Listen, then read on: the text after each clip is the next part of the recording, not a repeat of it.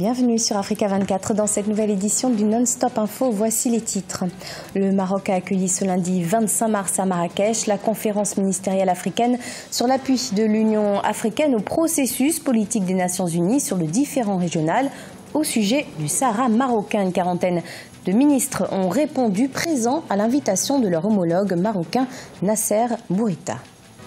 La 7e édition de l'Africa CEO Forum se poursuit à Kigali au Rwanda. Il s'agit de la plus grande rencontre internationale du secteur privé africain. Objectif de cette rencontre, l'intégration économique africaine à travers le secteur privé. Et puis le bilan après le passage du cyclone Ida. Et à ce jour, près de 600 000 personnes ont besoin d'une aide d'urgence selon les autorités compétentes, notamment dans le district de Chimanimani au Zimbabwe qui a été fortement impacté. La conférence ministérielle africaine a adopté ce lundi 25 mars sa déclaration finale signée par 37 pays, dont le Maroc. Conférence dont l'objectif visait à exprimer le soutien à la déclaration 693 signée à Nouakchott en 2018 qui réaffirme l'exclusivité des Nations Unies dans l'examen du différend régional au sujet du Sahara marocain. Explication de Corinne Camden. Une véritable offensive diplomatique. Pas moins d'une quarantaine de ministres africains des Affaires étrangères ont répondu ce 25 mars à l'invitation de leur collègue marocain Nasser Bourita. C'est à l'occasion d'une conférence ministérielle d'appui de l'Union africaine au processus politique des Nations Unies sur le différend régional sur le Sahara. Objectif pour le Maroc, reprendre la main diplomatique sur un dossier dont il veut exclure toute autre voie que la voie onusienne de résolution. Sur ce dossier, comme dans toute sa politique étrangère, le Maroc et la diplomatie marocaine, conformément aux orientations de Sa Majesté le Roi, adoptent une approche proactive.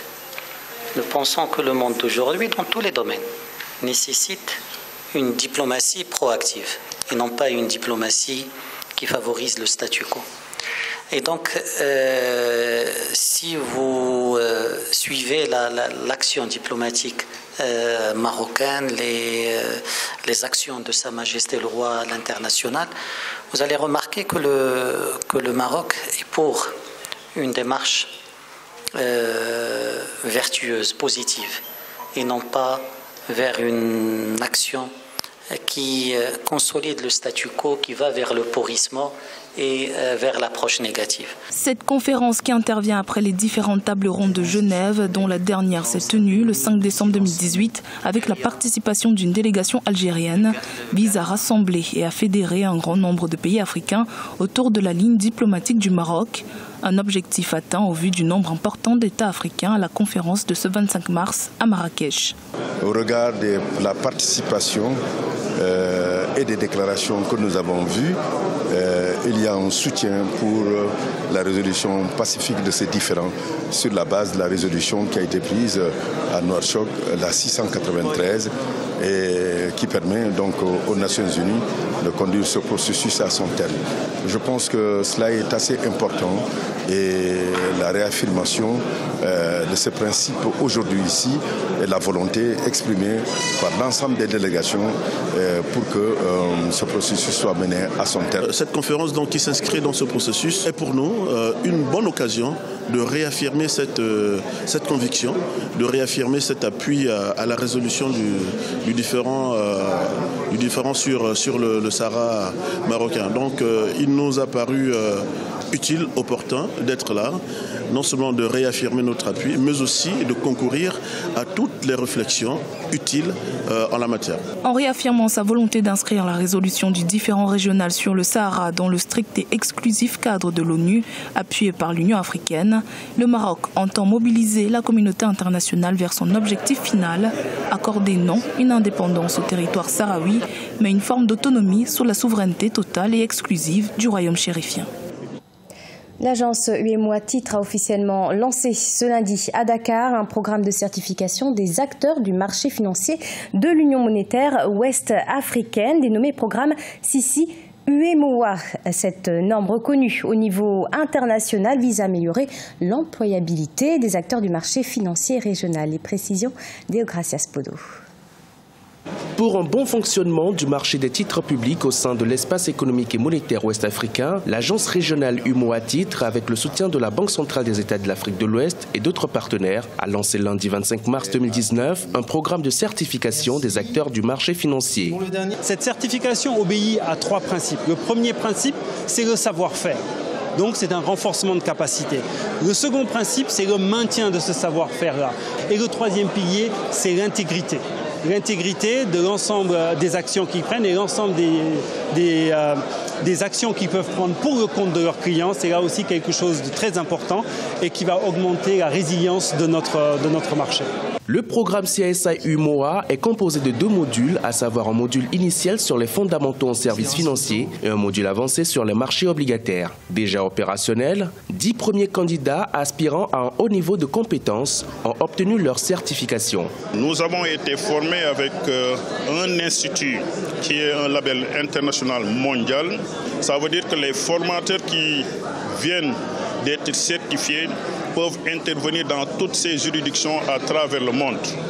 Mais l'objectif, bien sûr, c'est que ces formateurs aident notre marché à se développer. Le protocole d'accord relatif au programme CSI UMOA avait été signé en février 2019 entre l'agence UMOA Titres et l'institution internationale Chartered Institute for Securities and Investments, conçue pour les acteurs du marché financier régional, notamment les intermédiaires de marché, les agents des trésors nationaux ou encore les étudiants. Le programme est désormais accessible dans chaque État membre de l'UMOA.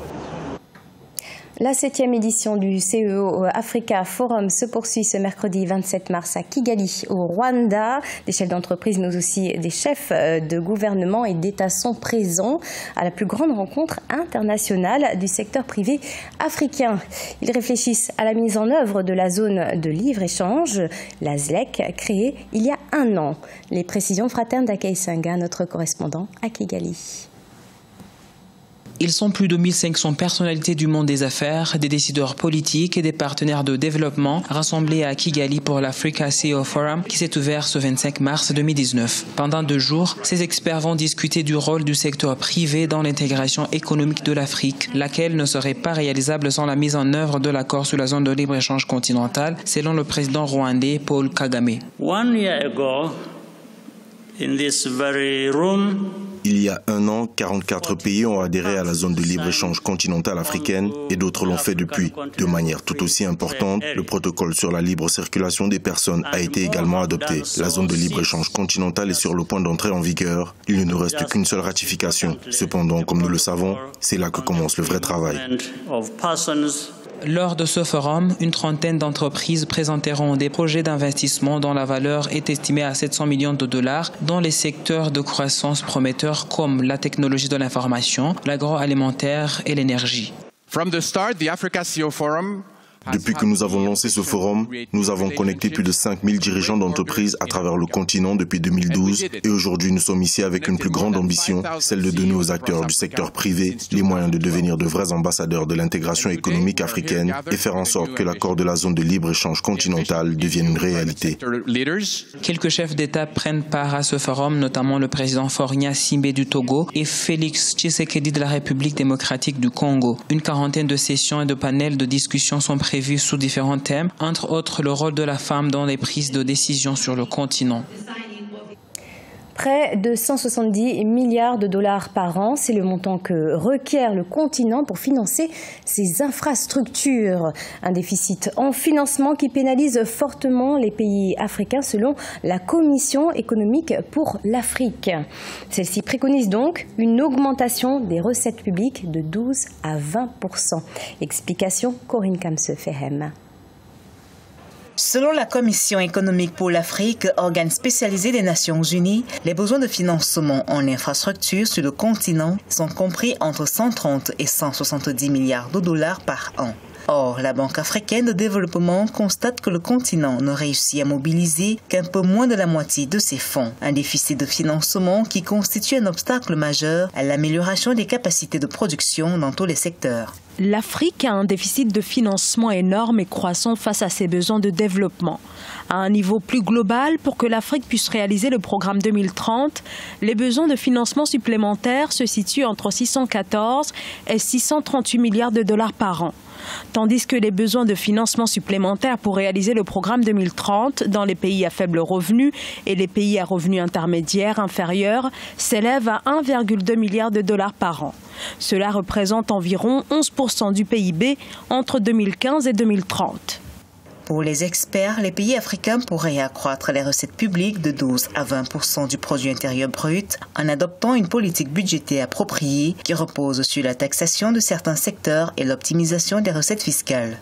Il faut un partenariat entre le secteur privé et le secteur public. Le partenariat permet à l'État de créer un cadre pour que le secteur privé qui arrive à investir dans les infrastructures puisse avoir le temps nécessaire pour récupérer son argent. La classe moyenne est en pleine expansion en Afrique. D'ici 2030, 100 millions de personnes devraient rejoindre cette classe. Aussi, les besoins en infrastructures se font davantage ressentir. Les transports et télécommunications, l'accès à l'eau potable, à l'électricité, les installations sanitaires de qualité sont autant de chantiers qui nécessitent d'importants investissements. Au Zimbabwe, plus de 10 jours après le passage du cyclone Idai, la situation humanitaire reste toujours préoccupante, particulièrement dans la province de Chimanimani, dans l'est du pays. Les autorités s'inquiètent aujourd'hui de la situation sanitaire et du risque d'épidémie. On fait le point avec Corinne Kandem. Comme le Mozambique, le Zimbabwe a gravement été touché par le cyclone Idai. Les derniers chiffres annoncés vendredi 22 mars portaient le nombre de pertes en vies humaines enregistrées dans le pays à 259. Selon des chiffres officiels, le district de Chimanimani, situé dans l'est du Zimbabwe, a été le plus touché. Les Nations Unies ont également confirmé vendredi qu'au moins 16 000 ménages avaient été déplacés des zones sinistrées. Il a commencé à pleuvoir vers 22 h. Il y avait des vents très forts. Ma maison a commencé à s'effondrer. Des débris me frappaient. Ma voisine Mbaimbamba est venue et elle a réussi à me faire sortir de la maison. Tous mes biens ont été emportés. Le glissement de terrain provoqué par le cyclone Idai a interrompu le trafic routier en direction de la ville de Ngangu. À l'heure actuelle, les secours dans les zones sinistrées sont principalement acheminés par hélicoptère, ce qui réduit considérablement l'efficacité des opérations de sauvetage. L'association de sécurité chinoise et étrangère au Zimbabwe a déployé une équipe de secours composée de 45 membres qui travaillent d'arrache-pied pour réparer la route menant à la ville. Au début, la route était tellement mauvaise et nous faisions de notre mieux pour aider la communauté afin qu'elle puisse traverser. Il y a des gens qui sont de l'autre côté de la zone sinistrée qui n'ont pas les moyens de venir ici. Certains d'entre eux sont vieux, certains ne peuvent pas marcher parce que c'est une longue distance, mais nous faisons de notre mieux pour les aider à se rendre en lieu sûr. Au centre de commandement des secours en cas de catastrophe, les survivants font la queue pour obtenir de la nourriture, de l'eau, des vêtements et d'autres fournitures de secours. Des centres de suivi psychologique et d'examen physique pour les survivants ont également été installés alors que l'aide humanitaire s'organise. C'est la fin de ce journal. Merci de nous avoir suivis. Dans quelques instants, une nouvelle édition de l'actualité sur Africa 24.